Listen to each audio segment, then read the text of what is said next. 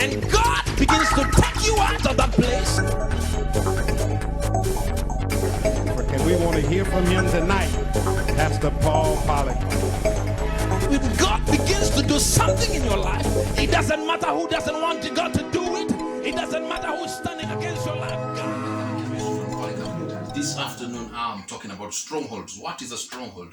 Many times we use this word as Christians and we say strongholds, and we don't understand what it really means. What does the word stronghold really mean? The Bible says in the book of Corinthians, chapter 2 Corinthians chapter 10 and verses 5, it says, reasonings, bringing down, and every high thing that lifts up itself against the knowledge of God. But before he goes to 2 Corinthians 10 and verses 5, there is verses 4, which it says, for the weapons of our warfare are not fleshy, but powerful to God for the bringing down of strongholds. What are strongholds? Strongholds. This afternoon I'm going to discuss about strongholds, and I hope that it's going to be a blessing to you. Listen to me. We've talked about strongholds, and we've said that strongholds is what holds you strongly. Somebody just for those that would want to redefine it in a layman's term, in a way that it is easily understandable. A stronghold is anything that holds you strongly.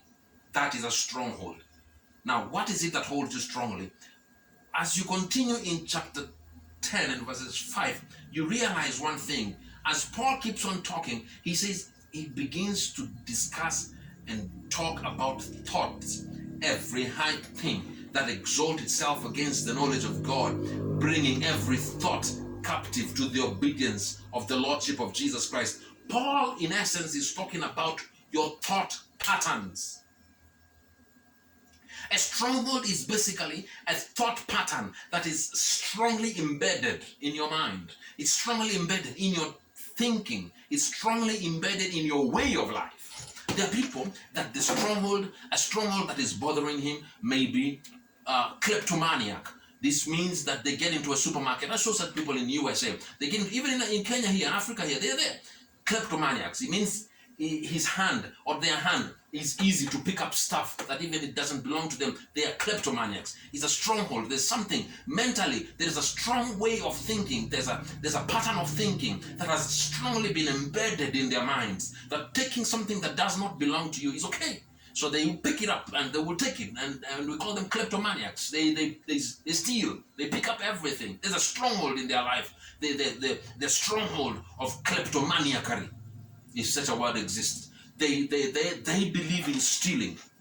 Some people stronghold their lives could be fornication, and it has been birthed over time, and it becomes a stronghold. So when you think, when you move, everything, your mind, your thinking, your way of thinking, your way of acting, your attitude, your speech is inclining towards fornication, inclining towards seduction, inclining towards going out and doing all this, inclining towards, because it is a strong hold. It holds you strongly, a pattern of thinking. And ladies and gentlemen, sometimes a stronghold is something that you've grown with for long, ever since you were a teenager. I'll be back talking about strongholds today. But every time God said, let there be, and there was. Let there be, there was. Let there be light, let there be dark, let there be this and that, and this and that. And